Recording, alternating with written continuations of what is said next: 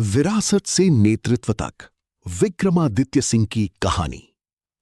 हिमालय की वादियों में जहां इतिहास सिर्फ किताबों में नहीं बल्कि लोगों की यादों में जिंदा है, वहीं से उठती है एक नई आवाज, एक ऐसा नाम जो विरासत भी है और भविष्य भी।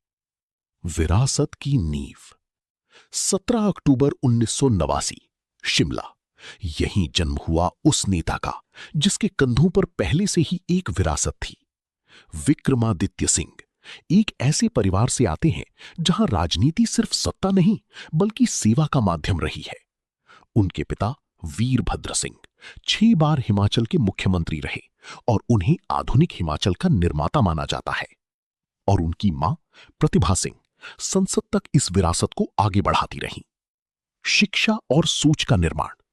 बिशप कॉटन स्कूल शिमला से लेकर दिल्ली यूनिवर्सिटी के सेंट स्टीफेंस कॉलेज तक विक्रमादित्य ने इतिहास पढ़ा, लेकिन उनका लक्ष्य सिर्फ इतिहास पढ़ना नहीं, उसे बनाना था।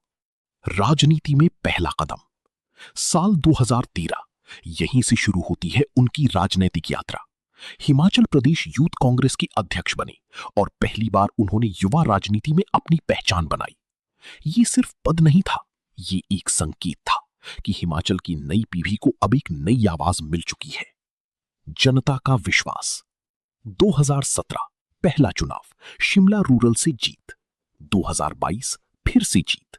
ये साबित करता है कि विक्रमादित्य सिर्फ विरासत से नहीं बल्कि जनता के विश्वास से नेता बनी।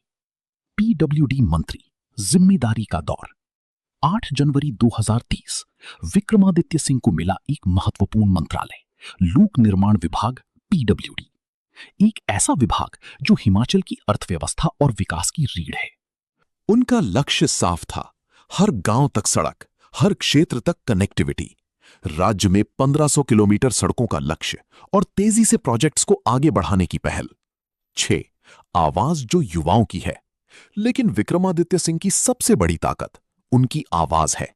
एक ऐसी आवाज जो युवाओं के मुद्दों को उठाती है, बेरोजगारी से लेकर अवसरों तक। वो सिर्फ सुनते नहीं बल्कि बोलते हैं, और कभी-कभी अपने ही सिस्टम के खिलाफ भी। केंद्र और राज्य के बीच पुल। हिमाचल जैसे पहाड़ी राज्य के लिए केंद्र से फंडिंग बेहद जरूरी है। विक्रमादित्य सिंह खुद को एक कनेक्टर के रूप में पेश करते हैं जो केंद्र और राज्य के बीच संतुलन बना सकते हैं। उन्होंने कई बार फंड्स के सही उपयोग और पारदर्शिता पर सवाल भी उठाए। ये दिखाता है कि वो सिर्फ सिस्टम का हिस्सा नहीं बल्कि सिस्टम को सुधारने की सोच रखते हैं। चुनौतियां और विवाद। हर उभरते नेता की तरह विक्रमादित्य सिंह का सफर भी चुनौतियों से भरा है। राजनीतिक मतभेद, चुनावी हार जीत और व्यक्तिगत विवाद। लेकिन यही संघर्ष एक नेता को मजबूत बनाते हैं। नेतृत्व की विशेषताएं, एनालिसिस। विक्रमादित्य सिंह की राजनीति को 3 हिस्सों में समझा जा सकता है। पहला, कम्युनिकेशन स्किल। उनकी भाषा सरल है लेकिन प्रभाव गहरा, वो सीधे लोगों से जुड़ते हैं। दूसरा, युवा कनेक्ट। वो युवाओं के मुद्दों को समझते हैं और उन्हें सामने रखते हैं। तीसरा, प्रशासनिक क्षमता।